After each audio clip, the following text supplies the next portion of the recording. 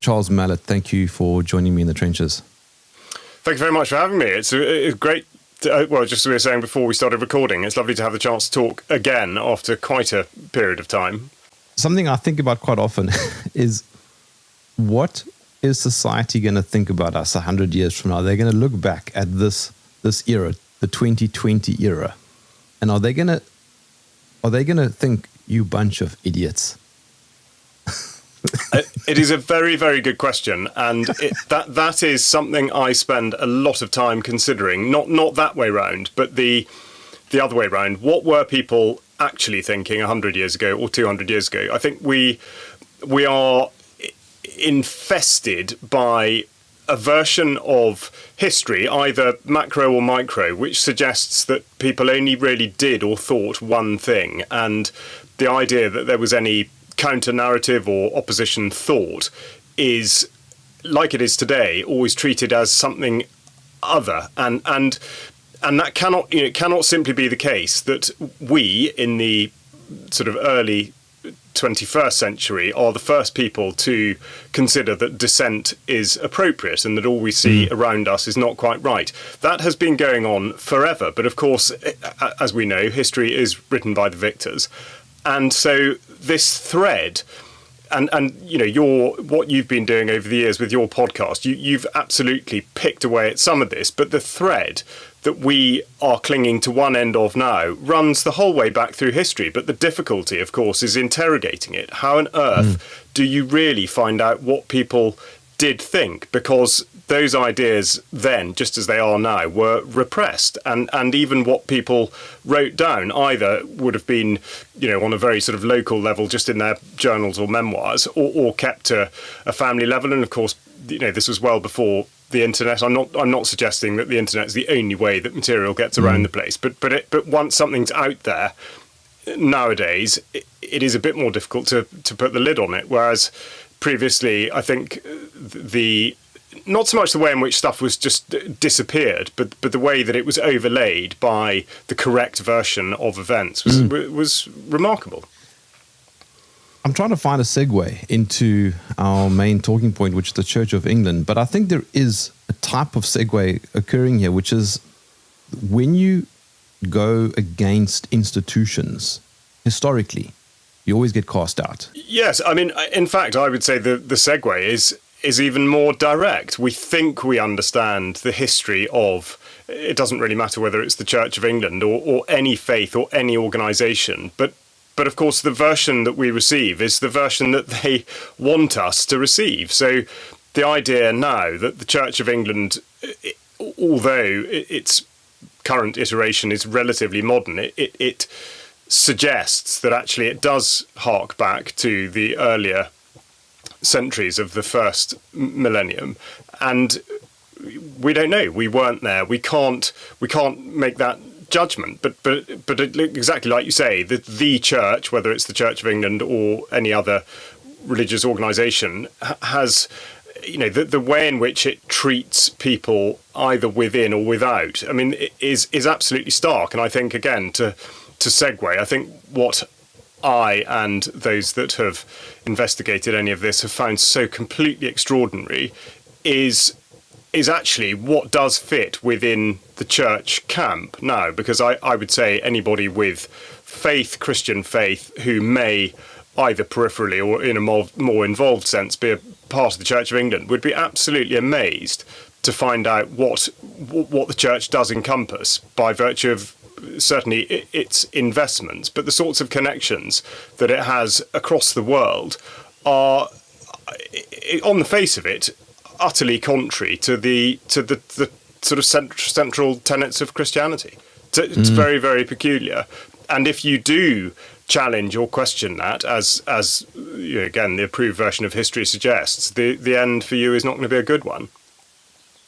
Just for very quick context, I was looking up the history of the Church of England, because a lot of people don't actually know, but you could technically say it started around the 1st to the 4th century, technically, but officially with King Henry VIII, who wanted to get divorced. Exactly. Well, I mean, what a completely bizarre premise for the foundation of a body that has persisted until now and become incredibly powerful, even though it might not seem it. I mean, I think this is, again, slightly discordant, is that, for most people, the Church of England is sort of, a smattering of old ladies turning up on a Sunday, dwindling congregations, not really much influence. But in actual fact, that's perhaps the public view of it, that there's much more that goes on beneath the surface, and that's the bit I think that people are detached from and don't really understand. But yes, I mean, I think you're absolutely right. I think also, just for added context, the Church of England is not just a church that is in England. It is an incredibly powerful branch of the church. I mean, I think it's the head of Anglican International, basically, and the King James Bible, I think, comes from the Church of England. Yeah, absolutely. That is absolutely the case. And I think there's a bit more. Sorry, it's as though there's been some sort of divine intervention. You'll notice that my lantern behind me has started to flame slightly more than it was meant to. Let me just turn that down. It must be switching to Catholicism. Redolent of the Vatican. Hang on a sec. Right, there we go. Sorry about that. Bloody hell. No, I was just saying that the Church of England is very, very powerful, actually. Oh, yeah. Yeah, it is. Despite the fact that you say it's dwindling. Well, this is what I mean. That it was about the Anglican Communion. Yeah, the Church of England does have dwindling congregations. It's not across the board, actually. That is misrepresentative. I think some of the urban churches, metropolitan congregations are absolutely swelling, but so are those of other churches, other organisations as well. I think really what I mean, talking about the dwindling congregations, it's not so much the influence of the church, but the part the church played in the lives of the community at large. And I think if one went back 50 years, 100 years, certainly there would have been a more uniform relationship with the church, whether you were in the rural environment or the urban environment. The percentage of people that would go to church, and therefore the place that the church had in that community, was more significant, or at least more generally significant, I think, than it is now.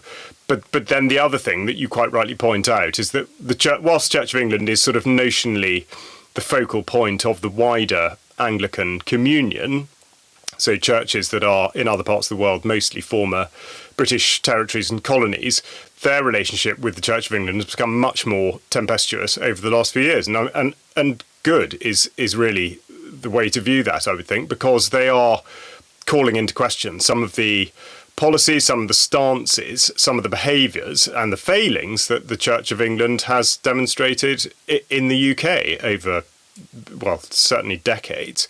It's completely peculiar. So it shouldn't be a surprise that the wider Anglican communion doesn't perceive the Church of England to be as significant as it would like to think that it is. Let's unpack that internal strife a little bit. Well, quite where it comes from it is very hard to say. But I think, again, we go back to the history of it, and this may rankle with people who are churchgoers or who have faith. And I absolutely don't mean it to come across like this, but I think the way one must perceive it is that the church, as with so many organisations, has the ability to be used as a control mechanism. And if you look at the incredible battles, as it were, either sort of real or virtual, academic or whatever, that have been fought over or at least between the various faiths and religions, it seems quite clear that is a very, very important part of what it does. And therefore, you referred to Henry VIII and all that. But so we've got the part of the church that, as I say, that is visible. So the sort of the clerical body, the congregations, the church buildings, all of that. But then the bit that's not really talked about is the enormous amount of land that it controls, but also the huge amount of funding that it sits on top of, or funds rather, that it has amassed over time.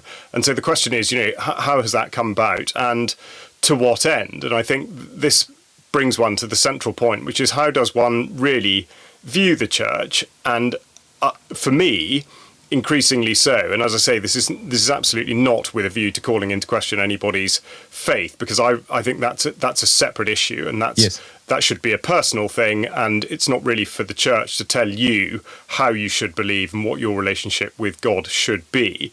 But the church, in actual fact, in many ways, could be regarded as similar in its conduct to, say, the pharmaceutical industry. I think the scales have fallen from people's eyes when it concerns the pharmaceutical industry. If you think about the pharmaceutical industry now, it's patently obvious that if it worked, in that their products made people well, it would bring about its own demise. That would be the end of it. So it doesn't want well people. It needs unwell people, which means it needs to produce products that are going to keep people in a consistent state of unwellness.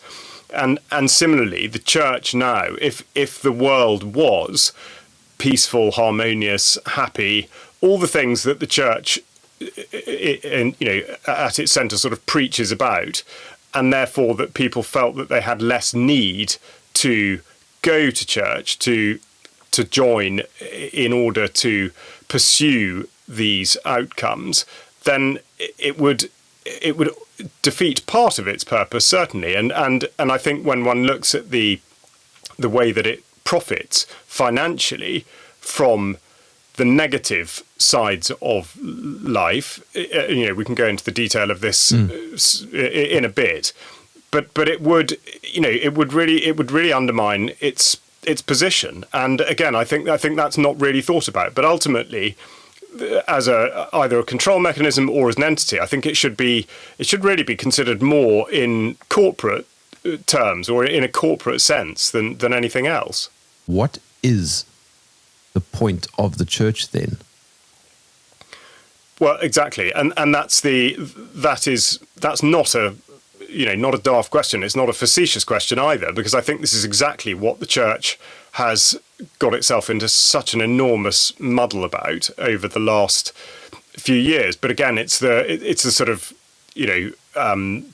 horse and cart thing. Which bit is driving which, and how has this actually come about? But just some of the issues that when I looked into the investment policies, which I can go into a bit of detail, but they. The church, let's put it this way, the most recent report says that the church sits on £10.4 billion.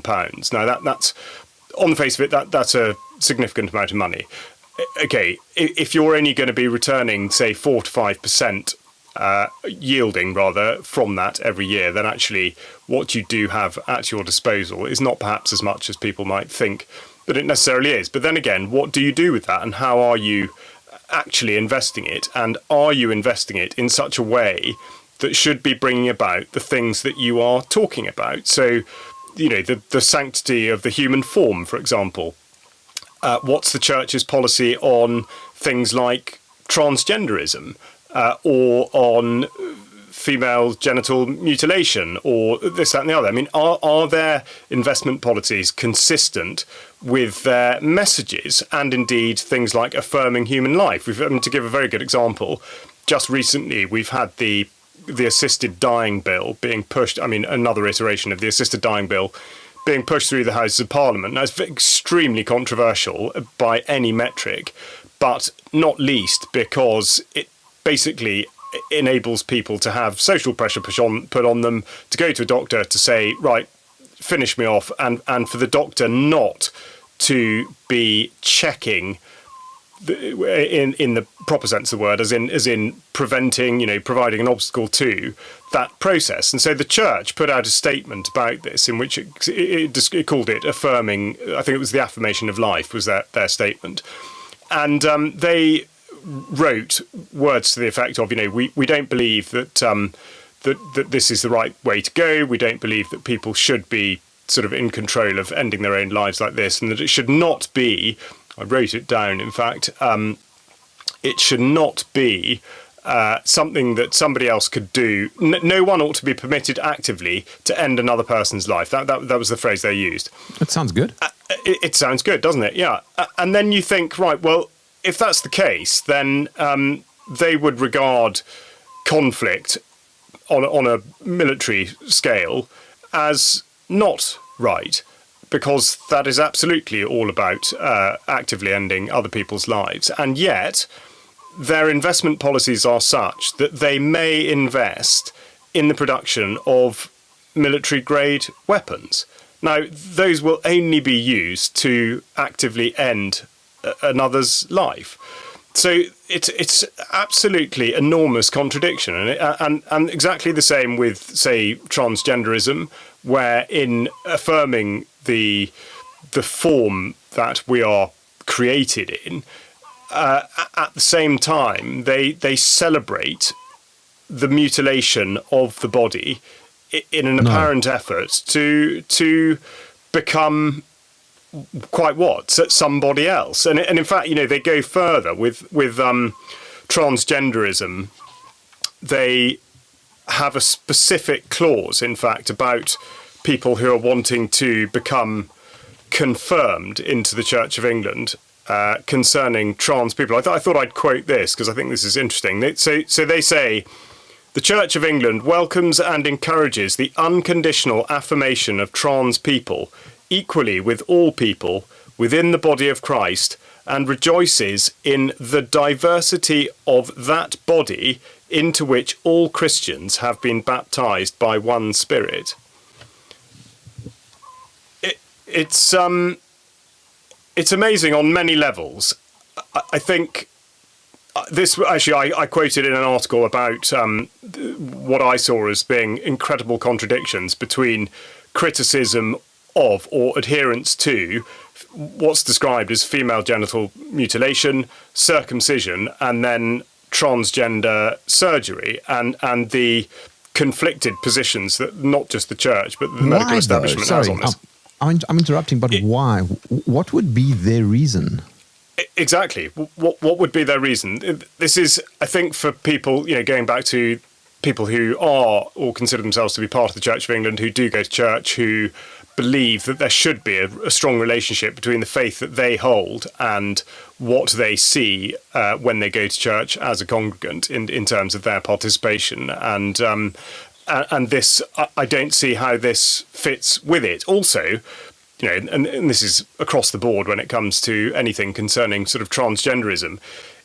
If they're using the phrase equally with all people, we're straight back to Animal Farm. I mean, why are you making these people more equal? In which case, why can't you just not put it like that?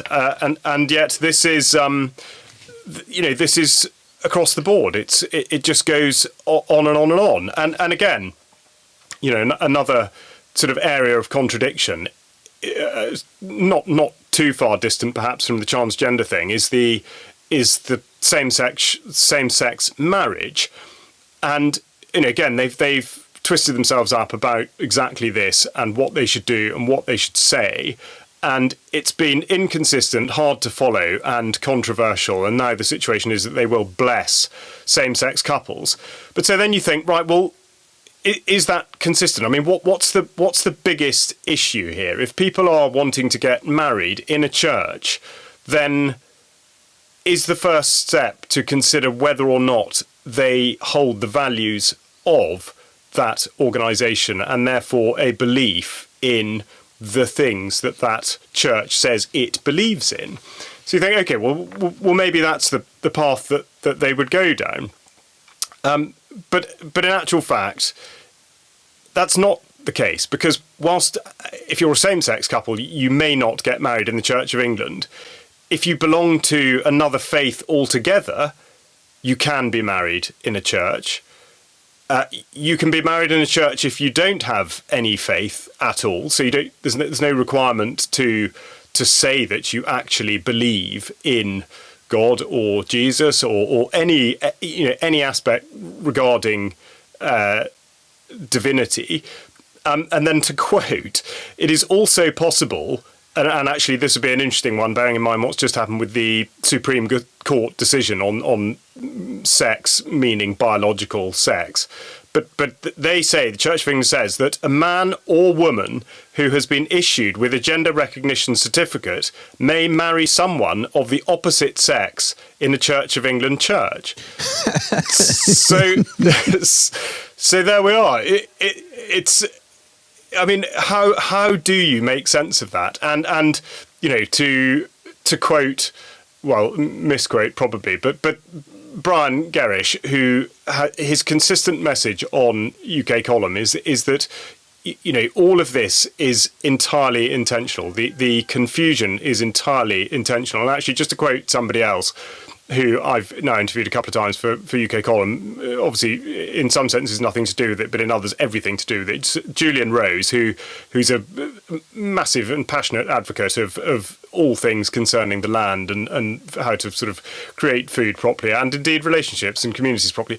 And he would say, if you don't understand, it's not you not understanding, it's they don't know what they're talking about. They are talking complete and utter nonsense. They have absolutely lost their way.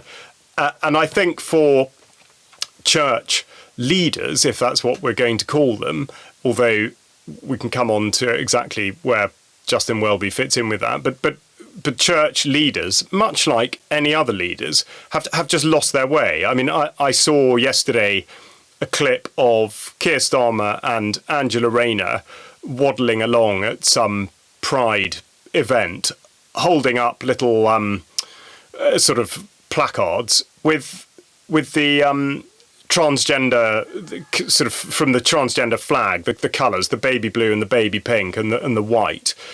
And why would they do that? Why are they actually doing that? And what does it mean? Why, if we're talking about surgically removing people's genitals, why are the colours that were chosen for that flag not just baby blue and baby pink, but actually said by the artist who created the flag, said to be baby pink and baby blue? Why are we representing babies when we're talking about removing genitalia? And why is the Church of England engaging with any of that in the first place? So that's a rhetorical question, I think. But I mean, this is just it's one of the very, very, very many contradictions, and so there are two sides of it. I mean, there's absolute overlap, but on the one side, the leadership aspect, and then how that pertains to the actual power of the Church of England, which in effect is as an institutional investor. But there is such great crossover. So really, that should be, let's say, that's a safeguarding thing.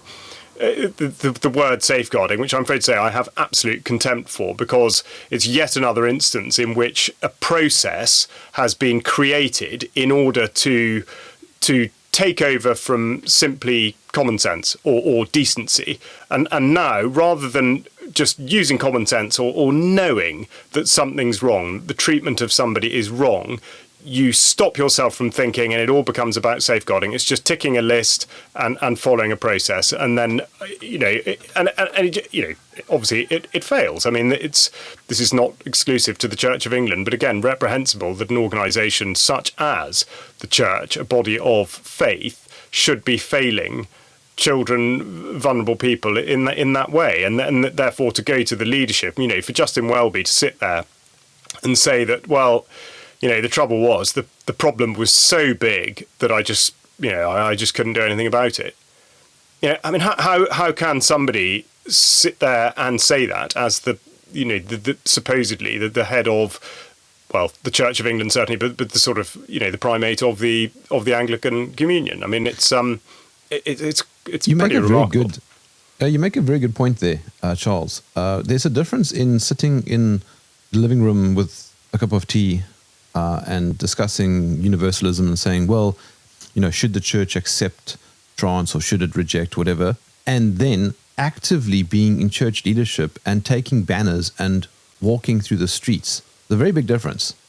There is. There absolutely is. And as we well know, this is this is political, and not just is it political, but it's social. I mean, it is a deliberate tool of social destabilization and destruction, and it's not new. You look at, this is exactly what was happening in Nazi Germany before Hitler sort of rose to greater and greater power. But if you look at this, again, it's always talked about now. It's still, you look at any website concerning either the beginnings of what's described as the Holocaust, or indeed, are you talking about the Weimar Republic? I'm talking about the book burning. I'm talking about the idea and pornography.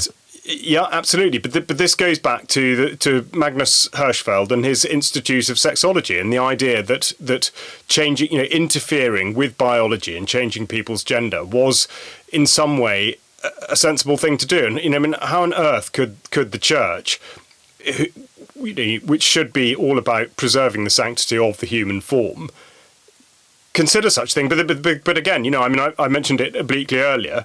It's the same with, if you're just being technical about it, why is it the church would have a policy against what's called female genital mutilation, but then not have any issue with circumcision? Because in neither case is there consent. That the participants are by and large far too young to consent. So why is it okay to, in effect, interfere with a young boy but not a young girl?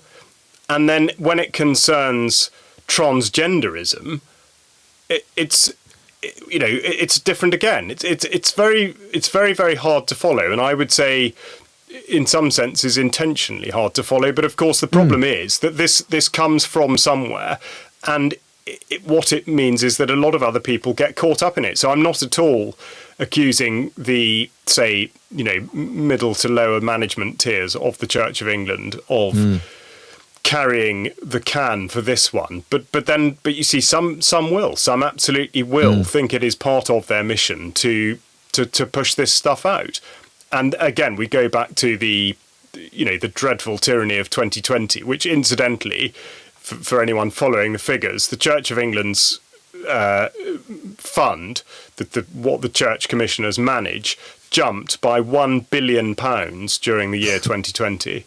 I mean, that is pretty staggering. So we all, there's a big talk about sort of corporate capture and the massive transfer of wealth from the poor to the rich and blah blah. Who stopped and thought how much money the Church of England was making in 2020? Not very many people, I don't think. And yet there we are.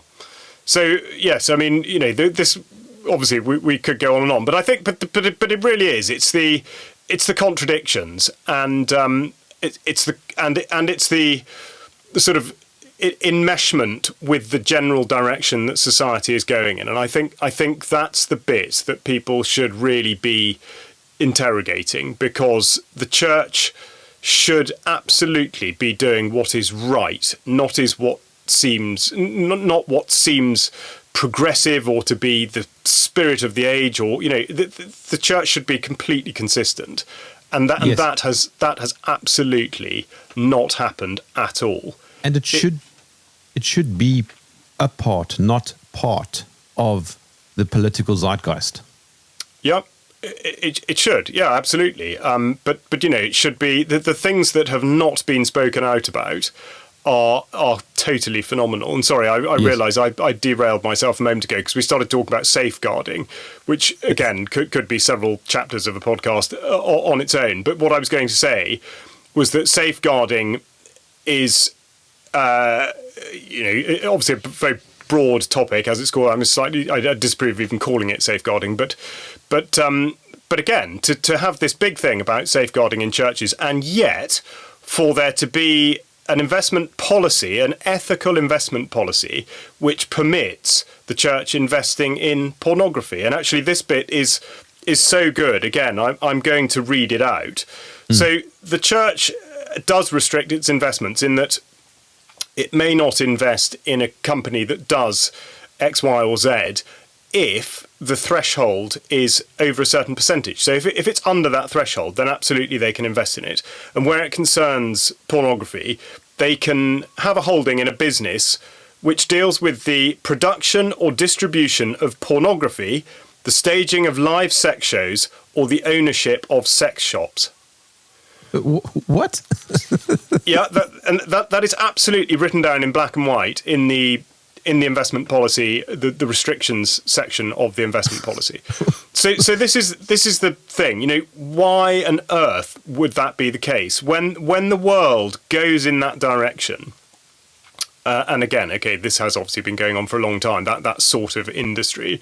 But nonetheless, why would the church, in terms of investing, if it's going to have an ethical investment advisory committee advising the national investment bodies, why would there be any grey area? Why would they simply not review things on an absolutely black and white basis? In that, because if they're go on, yes. No. Sorry, I'm interrupting. Go on.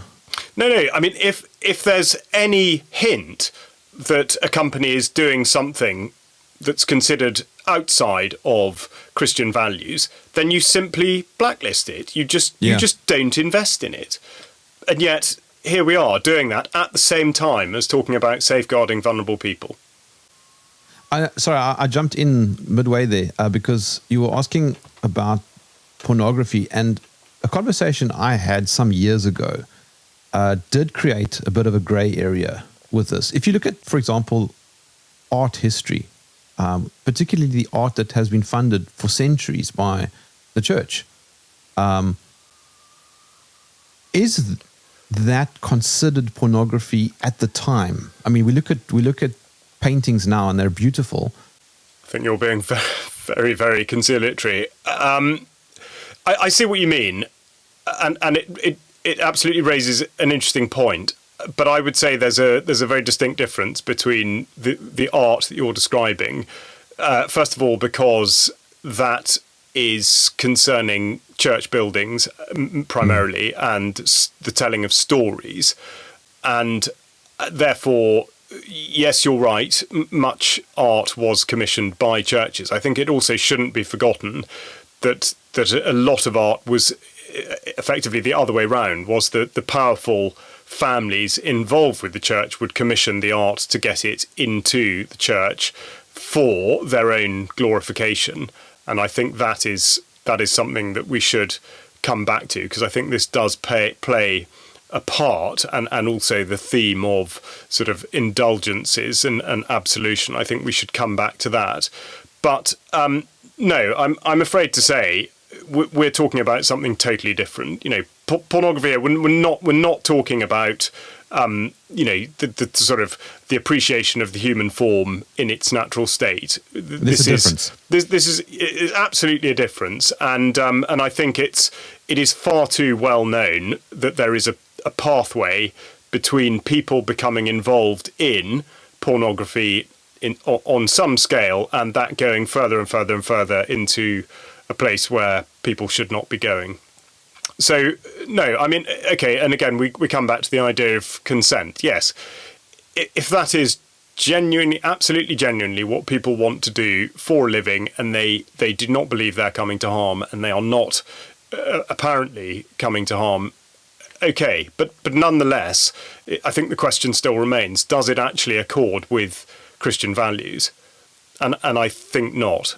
I think on a very, very basic level, I think to let's take the Ten Commandments. I mean, I think one would have trouble justifying pornography, certainly the staging of live sex shows. I think that would be a bit of a stretch. I would say the distinction is quite clear. What one is the creation of imagery, performance, or whatever for carnal pleasure, and the other one is for appreciation beauty of the human form. Yeah, beauty, exactly. And of course, well, David specifically, because of, as I say, the storytelling aspect. David, he's not just some random bloke. He is David who knocked Goliath down, and therefore he is as an emblem, he's phenomenally powerful, and yet no one. How often do we really talk about that or him?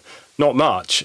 So yes, I think there is absolutely a distinction to be made. But then again, that's such a good point, because okay, I can't think of anything off the top of my head now.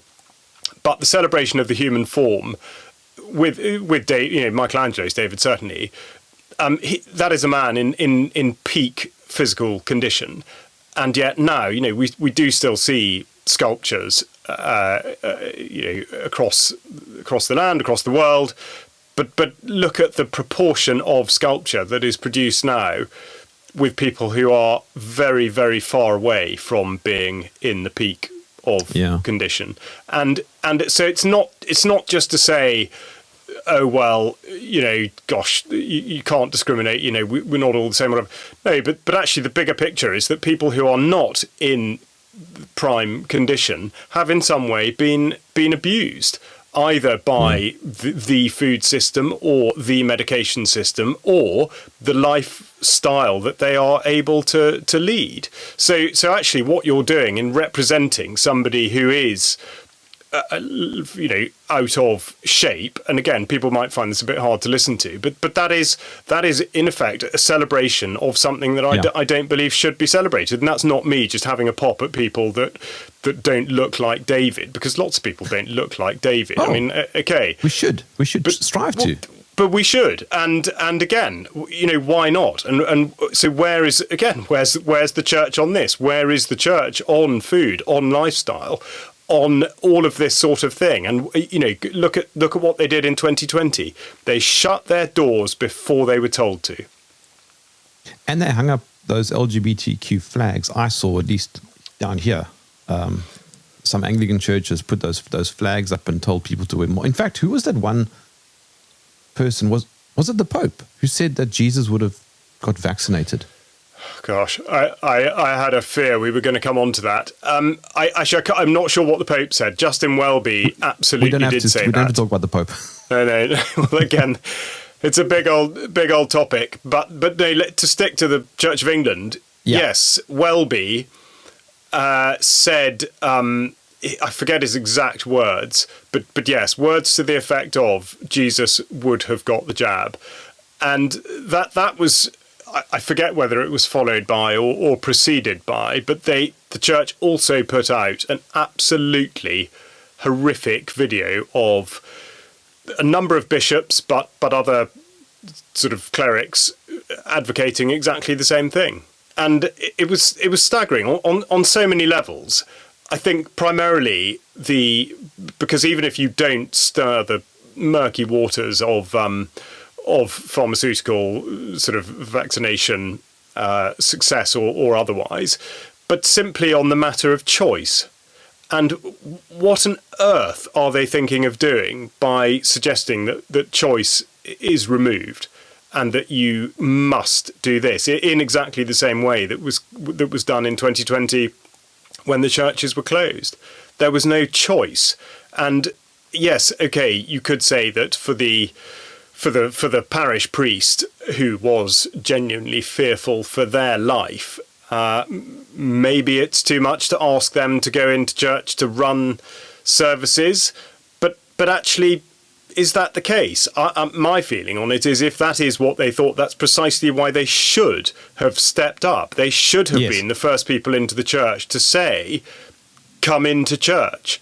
And otherwise, there was no compulsion on anybody to go into church, or indeed anywhere else. If you didn't want to go to the village shop because you thought it was too dangerous, you didn't have to. And yet the answer was, well, let's shut the village shop.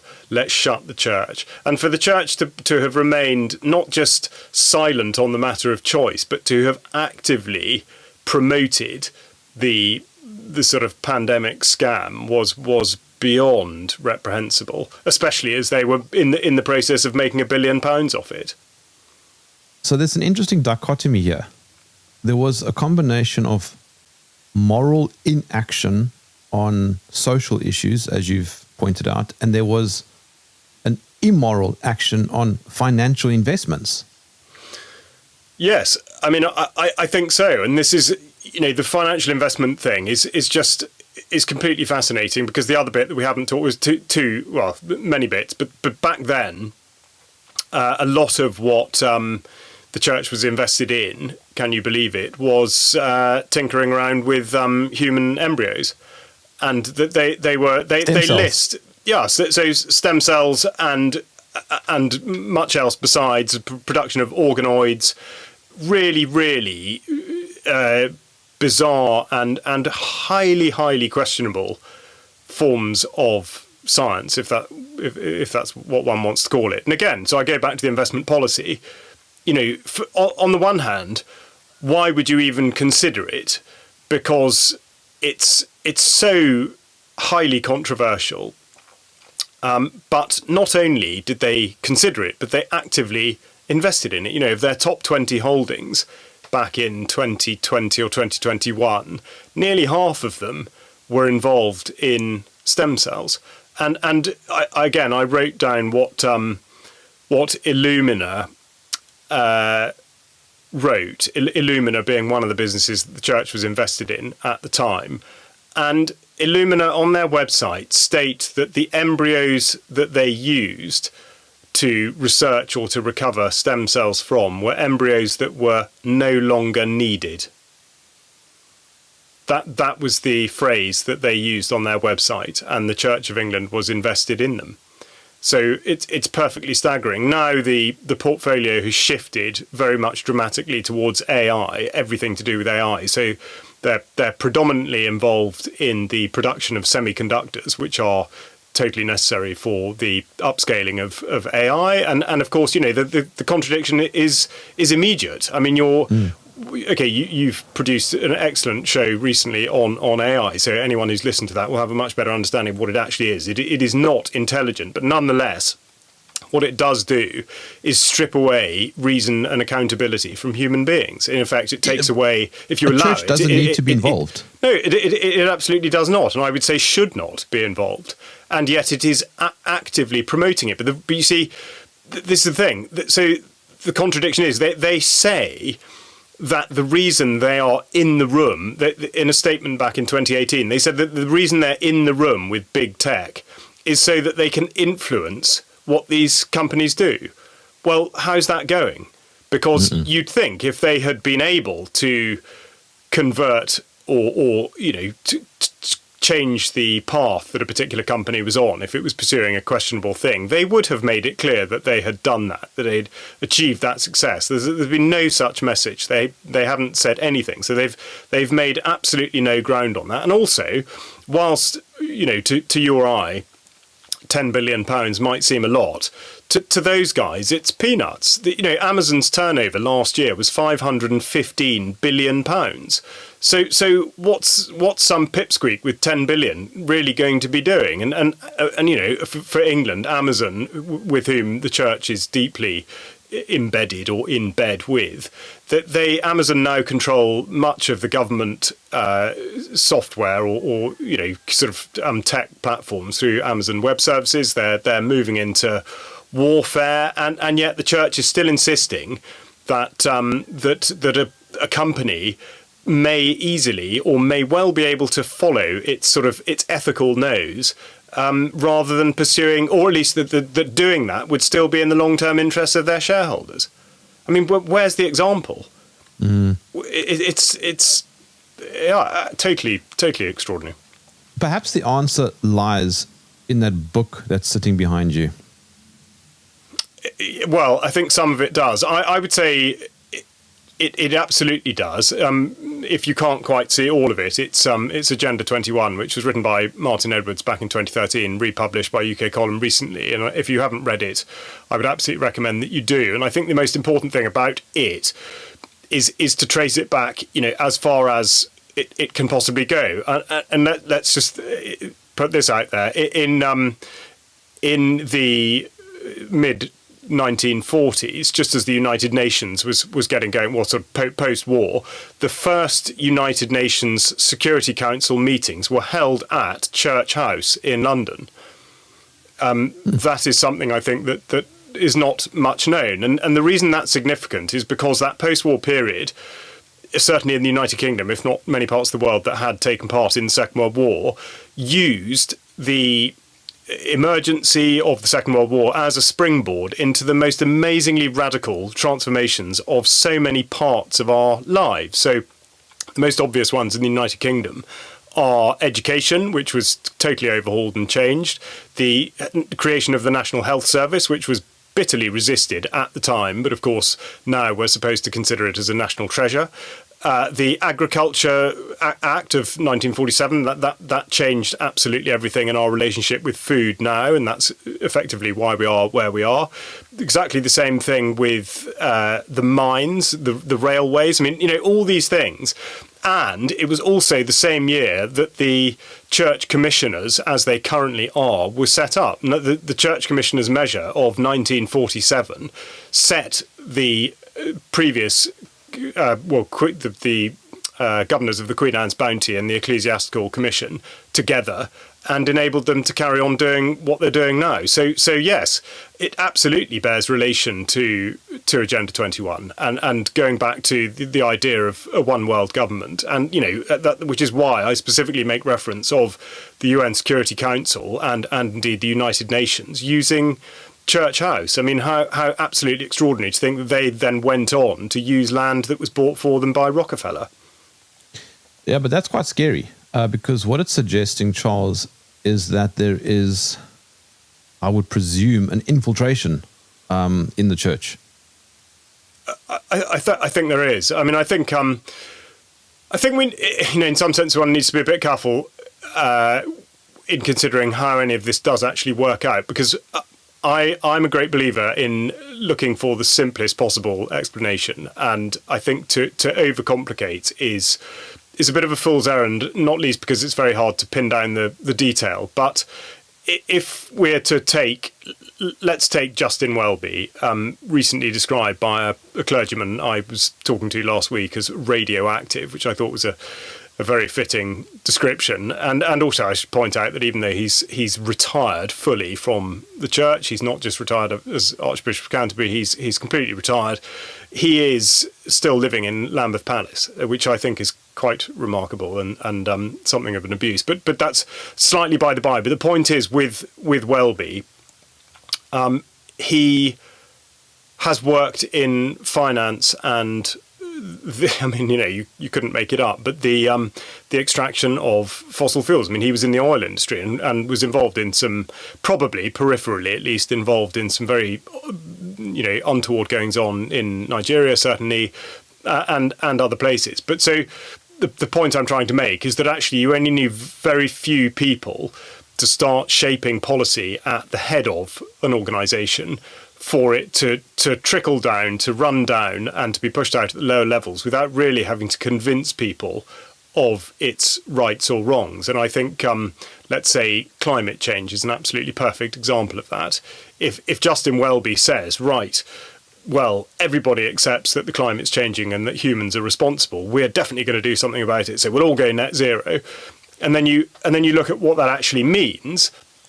What it means is that congregations are going to have to foot the bill for churches not using electricity in the way that they currently use it, for not using oil or gas-fired heating or any of that kind of thing, at the same time as the church commissioners are still able to invest in thermal coal and the production of oil.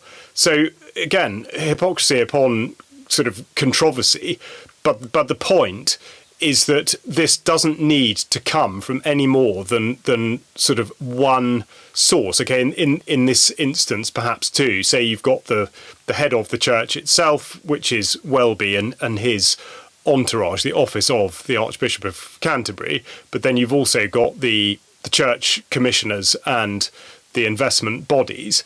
So it really doesn't take a lot, and I know this, you know, for a fact, having interrogated to a certain extent those in my area, church officials in my area, as to you know, what do they know about any of this? Where does this stuff come from? And they're not told. They don't know.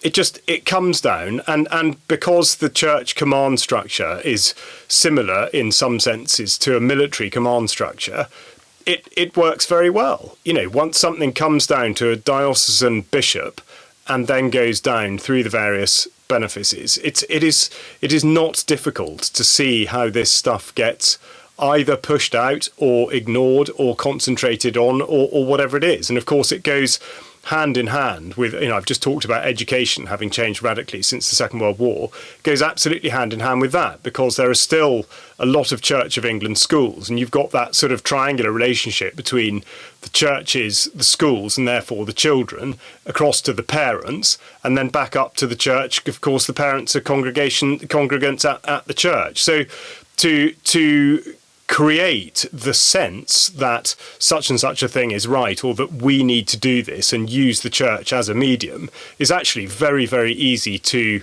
achieve now, because of the architecture that's been in place for such a long time. But this seems like it's a story of human history. I mean, can it actually be ironed out? Well, no, you're totally right. It is. We're sort of back to where we started, because this is absolutely, and that's why, and again, I don't mean this to dismiss people who go to church and do actually achieve good things, because that, we've talked a lot about the bad. And of course, there are still churches and clergy who are completely on the right track and looking out for their congregations, and churches that do form the backbones of communities. But I would say by and large, that's now the exception. But yes, I mean, the problem is that because the church may be used as a control mechanism, and we shouldn't forget, of course, that it is intrinsically intertwined, not just with the monarchy in the United Kingdom, but also with the state. And, there was a bill, Lord Scriven put in a bill to disestablish the church a couple of years ago, which private members bill, it fell away. But I mean, who knows? Maybe that would come back again.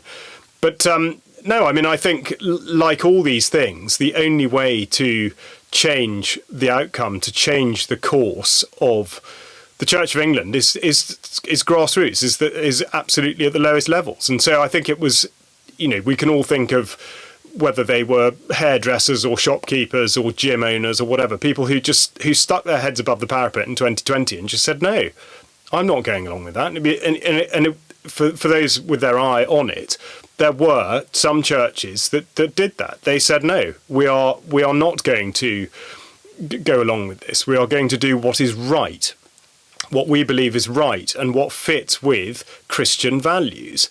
And so it is for them to do that, to be supported by congregations in doing that, in realising that that is the right thing to do. And that it has to be sort of pushed back up the chain. But to get to the point where we have a body of bishops, Archbishop of Canterbury, that are going to be doing anything dramatically different from what they're doing now, I'm afraid to say I cannot see what on earth would bring that about. I really can't. There is a sense, though, that a silver lining is quite apparent, and I'm looking at all these. What would you call them? Obstacles. Let's say obstacles, and apply the Stoic way of thinking and go, well, okay. It allows us to reestablish what these things mean again. Like I asked you earlier, what is the point of the church? What is the point of the congregation in an event like 2020? What should the church be doing? It kind of forces these philosophical questions to come back into the zeitgeist. It does. It absolutely does. But in that case, I think it's beholden upon those that are in the office of, whether it be parish priest or dean or bishop or whatever, to take it upon themselves to do what they feel is going to be appropriate for their community, for their congregation, rather than considering how what they're doing fits with the church narrative on all the things that we've been talking about. I think they need to see that in getting it right, it does actually require distancing oneself from it. But no, I mean, I totally agree. I think there should at that level absolutely be a silver lining. And I think I would hope that in certain places people are feeling that is achievable. I think the problem is, much like in wider society, the number of people who just take absolutely as read that there is a climate emergency and that changing gender is okay and normal, and that AI is somehow inevitable and useful.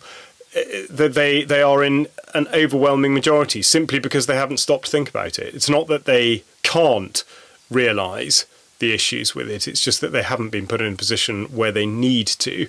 And for the church, I mean, crikey, you talk about an opportunity for the church to actually step forward as a leader. And this again is precisely where I think it's gone so wrong. This we've talked about this a little bit just earlier now. That concerning AI, why is the church not absolutely jumping up and down and saying no? And okay, I don't want to contradict myself because obviously I've been talking about choice, but I mean, no, as in no, it's not inevitable. No, think about it. Choose wisely. So I would say yes. I mean, the silver lining is this is an amazing opportunity for the Church of England, either as a corporate body or at the church level, individual church level, to actually stick their neck out and make a real difference. Yeah, I mean, basically what they should be doing is reaffirming what their values and their principles are and say, this is what we believe and we will stand by this. Yes. Well, but this is the trouble. I mean, if you read through all the various documents that they do push out on this, and I've quoted a few of them today, this is where we get in such a muddle. And this is, I'm afraid, this is absolutely no different on say, or different from, say, government policy or legislation or whatever. It doesn't matter what it is. They write one thing and then promptly do another, sometimes trying to justify it with the very words that would appear to contradict it. So, yes, I mean, that this seems to be, well, it seems to be the spirit of the age, but then actually it has probably ever been thus. So they speak with a forked tongue. I'm afraid I think they do. I mean, okay, we could get into the bigger, in some ways, the bigger issue. I mean, it's probably not for now, but the whole coming back to, well, actually, what do these people believe? Yes. Look at what he's said and done. Does Justin Welby really believe in God?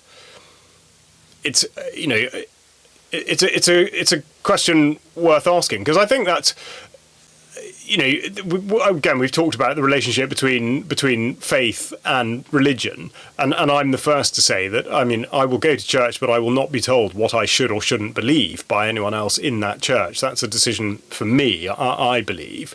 But then what exactly are these people believing? I mean, why do people go into the church? Is it really, at its core, based on their belief in God? I don't know. And actually, adding to that, that is where the change will come from, the individuals and what they believe. Yeah, it is. It absolutely it is. But it's still about actions, and that's why that's why I go back to, I think, the significant detail that rural, okay, we are talking mostly about rural, but that rural congregations have diminished to quite such an extent, because it just means that the overlay of sort of all the different tiers of society, or not tiers, but all the different things that people do in life, the church now has very little connectivity with anything else, and that is a big change. So even if people do that, and even if there is change, what effect is that going to have? I mean, I don't know. I don't mean to be pessimistic, but it's just that you can see how that would affect greater change in, say, a metropolitan environment where there's a really, really big and engaged and active church congregation. You can see how they would get stuff done by sheer dint of their belief and indeed the action that it drives them to, because they are a significant part of that community. But in places where the church, because the numbers are so small, is only really a fringe player in the community, one wonders quite what the future does hold. All right, well, as we come in for the final lap, what's the moral of the story? Yes, I mean, I think the moral of the story as as a congregant is to hold true to your beliefs and to speak out. And I think it doesn't have to be confrontational, but I think, if you do participate and you go to church, or indeed you want to, I think you shouldn't be backwards in coming forwards. You should absolutely make your views known, mostly because people won't have considered it. I mean, if you've sort of been interested by what we've been talking about during this podcast, then I think bring these issues up, because they are great talking points, and I would absolutely wager that not only will the people around you in the church have not known them or thought about them, but I would absolutely bet that the priest will also be completely unaware that this is the case. And it is that kindling of passion by delivering a small amount of information that I think has got to be the way to go. As for the other end of the scale, or the upper end of the hierarchy, challenge them. I absolutely do think these people need to be challenged. They're not immune from it. They're not, we talk about sort of ivory towers or whatever. They are accessible. They do write back. I know that for a fact. And they also must be dealt with. These things need to be considered. They can't ignore it forever. And let's face it, they do still talk about some of the big issues, and they do get some things right. I mean, I don't mean to say that just because these things are being done so badly, and because there are so many contradictions, that the whole thing, that absolutely everything they do is completely rotten and wrong. I think that would be a mistake, although in certain instances that is quite a hard position to hold. But yeah, so I mean, I think the moral of the story is like with everything, like all these things we talk about, is do what you can, what's within your gift to be able to do. Well, you can absolutely, definitely go to a church and engage with people and talk about these things and make yourself relevant within the church and make the church relevant within society. It needs to be relevant for the right reasons. It's such a, it's a funny topic, because for a lot of people now, they've just sort of had it with the Church of England and just think, well, I don't really care. I think I would take the opposite view. I think people absolutely should care. And this fits in with the series of podcasts that you're running. I mean, okay, we're talking about the Church of England today, but it doesn't really matter what the issue is.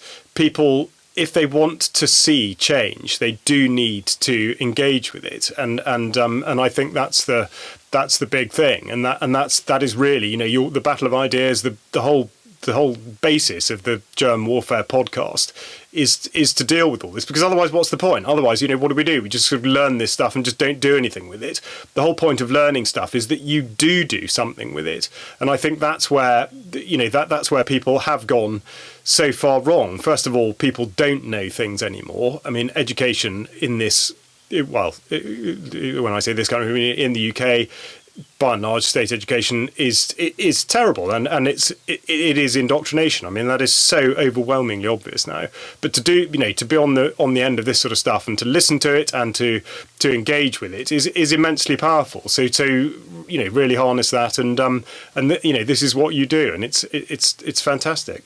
Go to ukcolumn.org and you will see much more of this kind of thing. In actual fact, the website, the UK Column website, does have a number of really good articles and about not just Church of England, but about all matters pertaining to faith. And also, we've talked a bit about the relationship with the state. The Dissident's Guide to the Constitution podcast series is really, really good, because I think understanding more about what the state should or shouldn't be doing is again so big. But yes, ukcolumn.org. On that note, Charles Malet, thank you for joining me in the trenches. Thank you very much, Jerm.